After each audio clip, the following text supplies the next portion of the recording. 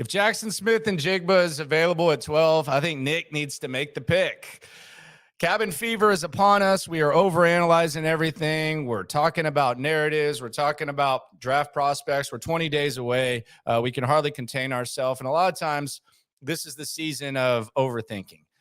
Jaxon Smith-Njigba as a prospect appears to be being overthought. If he's available at 12, the Texans need to make the pick. And there's a lot of things that people are talking about when it comes to Jaxon Smith-Njigba, because let's be honest, you're trying to make sense of why he didn't do certain things. You're trying to make sense of, how he could translate to the NFL. You're looking for reasons not to draft a guy. Sometimes you're looking for reasons to draft a guy. And in the case of Jaxon Smith-Njigba, the most common narrative that you hear is actually a really familiar one. He's just a slot guy. You hear that all the time. And yes, if you watch Ohio State and you watch when Jaxon Smith-Njigba was on the field, and he wasn't on the field much last year, which might be another issue that people are trying to break down. I think that was as much of a business decision as anything. See Nick Bosa, see a lot of guys who kind of shut it down when they know that they're going to be NFL first-round picks.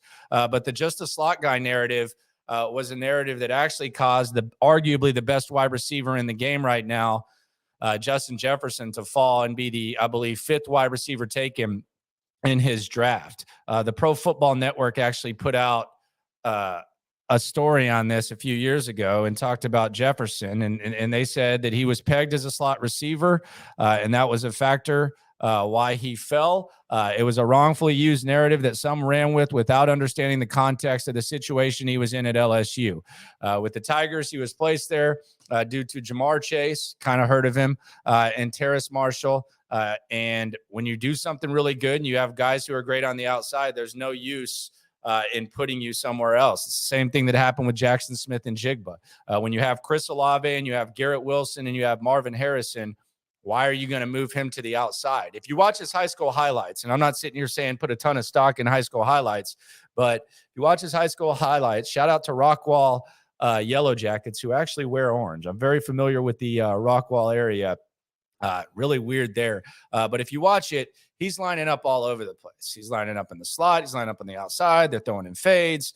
He was one of the top high school recruits in the country. He goes to Ohio State, which is a pipeline, and he has 3 first-round picks with him that are good at lining up on the outside. So why would he line up on the outside? That doesn't mean that he can't do it, but why would he, especially when he is an elite slot guy? And he is elite. He's as elite as it gets when it comes to lining up in the slot. But when he comes to the Houston Texans, they're going to have another guy in John Mechie who can line up in the slot, who I don't think should prevent you from drafting someone as elite as Jaxon Smith-Njigba. You can have multiple slots. You can figure out how to use these guys multiple ways. I also think Mechie kind of falls into the same category on a little bit of a lower scale in that he was just doing a lot of time what he was best at Alabama because he had Jamison Williams and some other guys around him, so they moved him around a little bit. But Jaxon Smith-Njigba on the Texans with this wide receiver core, it's going to make sense at times to line him up on the outside. It's also going to make a lot of sense to line him up in the slot quite often,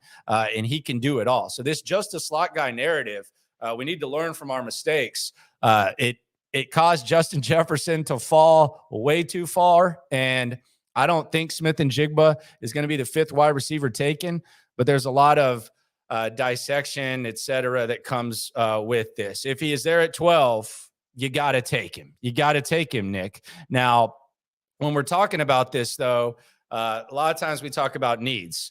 What is the biggest need for the Texans? Obviously, quarterback, we'll put that aside. But if they're selecting at 12 and we look at the possibilities and we look at the possible pass, like you can say they need an edge guy.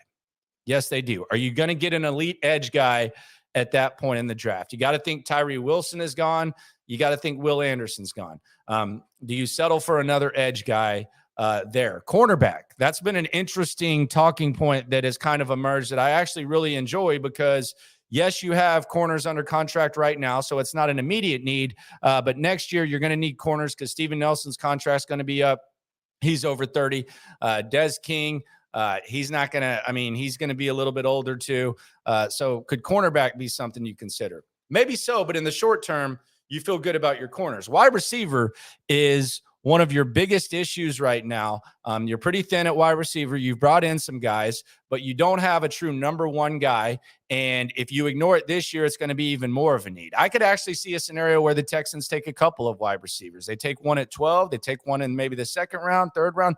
They need wide receivers. They need playmakers. But when it comes to the biggest need, you can make a very strong case at 12 that wide receiver is right up there. And furthermore, and this is more important, the opportunity to get an elite talent like Jaxon Smith-Njigba is something that you might not have at another position. So the need of a wide receiver is another case for Jaxon Smith-Njigba if we're talking about needs. A lot of times picks are dismissed because of that. I don't think that's the case here. Question I've been asked when I've been on this Jaxon Smith-Njigba love fest is, does the QB decision impact whether or not you want Jaxon Smith-Njigba? No. I mean, CJ Stroud obviously has some good chemistry with him. They had that Rose Bowl performance where, what do you have, 15 catches and 3 touchdowns, whatever it was, the last time we really saw him on the field for an extended period of time. But no, I don't think the QB decision impacts this. I think Bryce Young would like to work with JSN as much as CJ Stroud. And even if you don't take a quarterback, it's hard to even say, but if you don't take a quarterback, then whoever's quarterback would benefit from having JSN on their squad. You just look at what he did at Ohio State in 2021, 95 catches, I think, 9 touchdowns, I think 1,600 yards. Jaxon Smith-Njigba is that dude. Now, the praise is also something that I think is interesting because you're talking about a lot of guys at Ohio State that have no reason to really praise him, that insist he's one of the best to come out of there. 2 first-round picks from last year's draft, Chris Olave and Garrett Wilson. When they were on campus with him, they said he was the best. He was that dude. And let's be honest, Marvin Harrison's great. Marvin Harrison is going to be a more highly touted prospect than JSN. But before JSN got hurt this year, it was about JSN. He was that dude. Out of sight, out of mind has kind of come into play. But Olave and Garrett Wilson, who, by the way, another receiver from Texas that went to Ohio State, Garrett Wilson, Offensive Rookie of the Year. They both insisted when he was there that he was better. And Garrett Wilson, as recent as Super Bowl Media Day, after he was Offensive Rookie of the Year, stood by that and was co-signed by one of the best wide receiver coaches in the country, Brian Hartline, who's been there since 2017. He put Jaxon Smith-Njigba in his top 3 that he's ever coached, with Marvin Harrison Jr. and with Scary Terry McLaurin up there in Washington. So the praise of this guy and people that know him is through the roof. The production when he was on the field is up high, and he's getting overanalyzed. And yeah, Marvin Harrison might end up being better. Does that really mean anything? Like, who's better between Justin Jefferson and Jamar Chase? Do we really care?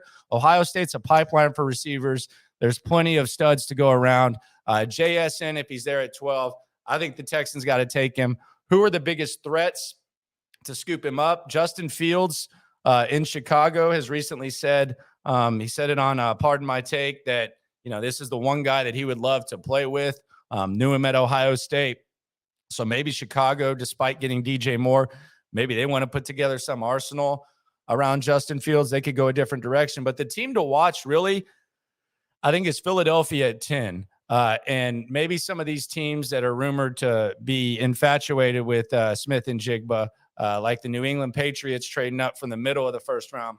These are the teams to keep an eye on. And there's also a precedent of the Texans trading with the Eagles around that range in the draft. They did it last year when the Texans, many believe, wanted Jamison Williams, but he went ahead and they traded back and ended up taking Kenyon Green. The team they traded with was the Philadelphia Eagles. And the price to make this move, there's also a precedent of that back in, I think it was the 2021 draft, when the Dallas Cowboys were sitting at 10 and they traded back 2 spots with Philadelphia so Philadelphia could come up and get Devontae Smith.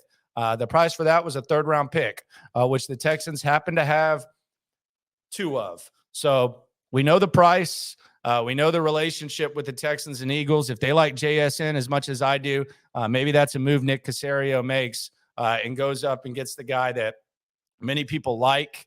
And I definitely I would love to see him in a Texans uniform. Who's the right pick at 12? Who do you think? What's your dream scenario? I think JSN is a must take. Don't know if he's even going to be there, but if he falls to you, don't overthink it. Don't let the just a slot guy narrative blind you. Don't act like there's some durability concerns. Last year seemed like a little bit of a business decision, and bring in a playmaker to Houston. And if you have to make him work with Mechie, all good. But he would bring some legit playmaking to the Texans and whoever's at quarterback. Hopefully it's Bryce Young at 2. Subscribe, like, write along, comment. Appreciate everyone for coming through. It's another edition of The Locker Room, #1 source for Texans daily digital content. I'm Landry Locker. No matter what happens with the Texans, just remember, JSN or not, we're all in this together. 20 days till the draft.